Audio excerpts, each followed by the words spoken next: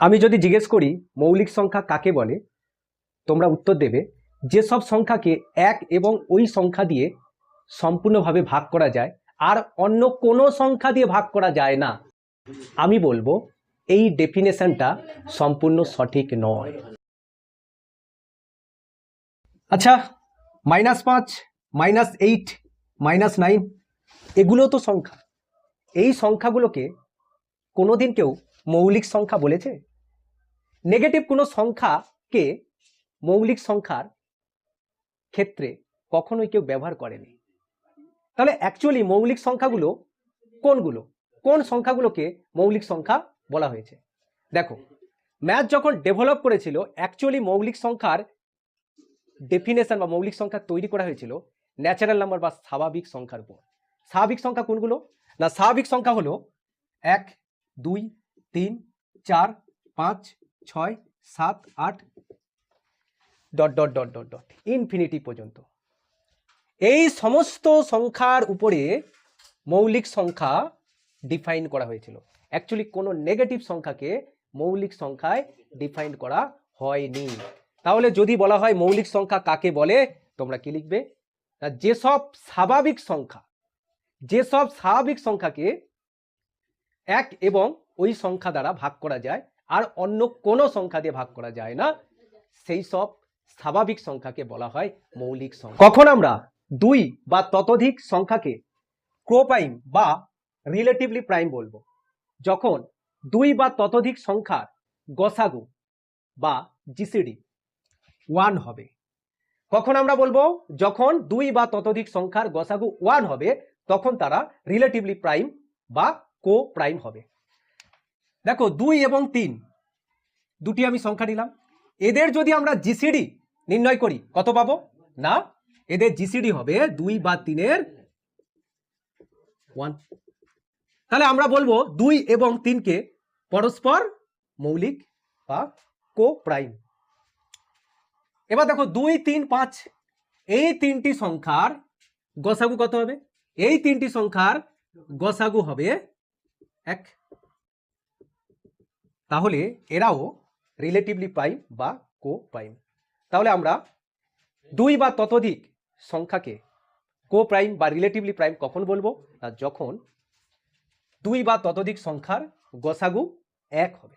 তবে কি পৃথিবীতে কো প্রাইম বা রিলেটিভলি প্রাইম নাম্বার ফাইনাইট? বিভিন্ন গণিতজ্ঞরা বিভিন্ন ক্যালকুলেশনের মাধ্যমে বলেছেন কো prime or relatively prime number infinite। তবে কোপ্রাইম or relatively prime number এই পৃথিবীতে ইনফাইনাইট। টুইন প্রাইম বা যমজ মৌলিক সংখ্যা কাকে বলে? যখন দুটি মৌলিক সংখ্যার অন্তর 2 হবে, তাদের পরস্পরকে আমরা বলবো যমজ মৌলিক সংখ্যা। দেখো, 5 কি সংখ্যা? মৌলিক সংখ্যা। 3 কি সংখ্যা? মৌলিক সংখ্যা। 5 এবং 3-এর অন্তর কত? 2। তাই 5 এবং 3 এদের আমরা কি বলবো? যমজ মৌলিক সংখ্যা। 29 কি সংখ্যা? মৌলিক সংখ্যা। 31 কি সংখ্যা? মৌলিক সংখ্যা। 31 - 29 কত পাবো? 2। তবে যে দুটি মৌলিক সংখ্যার অন্তর 2, তাদেরকে আমরা পরস্পর কি বলবো? যমজ মৌলিক সংখ্যা। বোঝা গেছে? তবে কি এই পৃথিবীতে যমজ মৌলিক সংখ্যা ফাইনাইট? না, এই পৃথিবীতে যমজ মৌলিক সংখ্যা, মনে রাখবে, ইনফাইনাইট। যমজ মৌলিক সংখ্যা ইনফাইনাইট। আমরা জানবো যুগ্ম মৌলিক সংখ্যা কাকে বলে। এই পৃথিবীতে যুগ্ম মৌলিক সংখ্যা একটি রয়েছে, সেটি কি? 2। 2 এমন একটি সংখ্যা যে যুগ্ম এবং মৌলিক সংখ্যা দুজনের বৈশিষ্ট্য বহন করছে। 2কে আমরা বলবো কি? যুগ্ম মৌলিক সংখ্যা। কেন বলবো? কারণ 2 সংখ্যাটির মধ্যে যুগ্ম সংখ্যারও বৈশিষ্ট্য রয়েছে, আবার মৌলিক সংখ্যারও বৈশিষ্ট্য রয়েছে। তাই আমরা 2কে বলবো যুগ্ম মৌলিক সংখ্যা। এই পৃথিবীতে যুগ্ম মৌলিক সংখ্যা একটি রয়েছে, সেটি কি? 2। তবে যুগ্ম মৌলিক সংখ্যা ফাইনাইট হবে। স্পেনিং নাম্বার, স্পেনিং নাম্বার কি?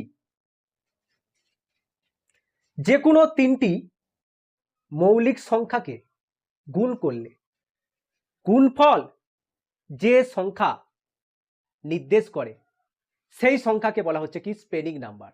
দেখো, আমি যে কোনো তিনটি মৌলিক সংখ্যা নিলাম, 2 মৌলিক সংখ্যা, 3 মৌলিক সংখ্যা, 5 মৌলিক সংখ্যা। এবার এই তিনটি সংখ্যাকে গুণ করলে কত পাবো? 30। এই 30কে বলবো কি? স্পেনিক নাম্বার। আরো আমি তিনটি মৌলিক সংখ্যা নিলাম, 2, 3, 7। এখন এদেরকে গুণ করলে আমি কত পাবো? 2, 3, 6, 6, 7, 42। তাহলে 42কে কি বলবো? স্পেনিক নাম্বার। তবে স্পেনিক নাম্বার কি না, যে কোনো তিনটি ডিস্ট্রিক্ট মৌলিক সংখ্যাকে গুণ করলে গুণফল যে সংখ্যা নির্দেশ করে সেই সংখ্যাটিকে বলা হচ্ছে স্পেনিক নাম্বার। 1 থেকে 100 পর্যন্ত কতগুলো মৌলিক সংখ্যা রয়েছে? না, 25টি। এই 25টি মৌলিক সংখ্যা দেখো, 1 থেকে 10-এর মধ্যে কতগুলো রয়েছে?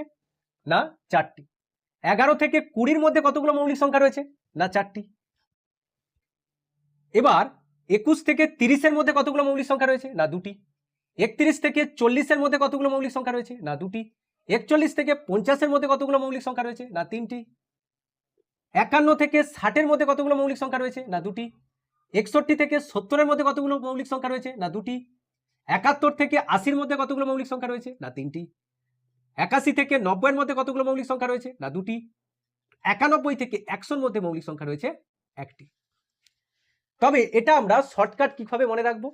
না, এই ডিজিটটা মনে রাখবো, 4 4 2 2 3 2 2 3 2 1। এই ডিজিটটা তোমরা যদি মনে রাখতে পারো তবে 1 থেকে 100 পর্যন্ত মৌলিক সংখ্যা টোটাল কত রয়েছে সেটা তো বলতে পারবে। এছাড়াও 1 থেকে 10-এর মধ্যে কতগুলো রয়েছে, 11 থেকে 20-র মধ্যে কতগুলো রয়েছে, 21 থেকে 30-এর মধ্যে কতগুলো রয়েছে, 31 থেকে 40-এর মধ্যে কতগুলো রয়েছে, 41 থেকে 50-এর মধ্যে কতগুলো রয়েছে, 51 থেকে 60-এর মধ্যে কতগুলো রয়েছে, 61 থেকে 70-এর মধ্যে কতগুলো রয়েছে, 71 থেকে 80-র মধ্যে কতগুলো রয়েছে, 81 থেকে 90-এর মধ্যে কতগুলো রয়েছে, 91 থেকে 100-এর মধ্যে কতগুলো আছে সেটাও তোমরা কিন্তু বলতে পারবে। এটা কিন্তু তোমরা একটু মুখস্থ করে নেবে।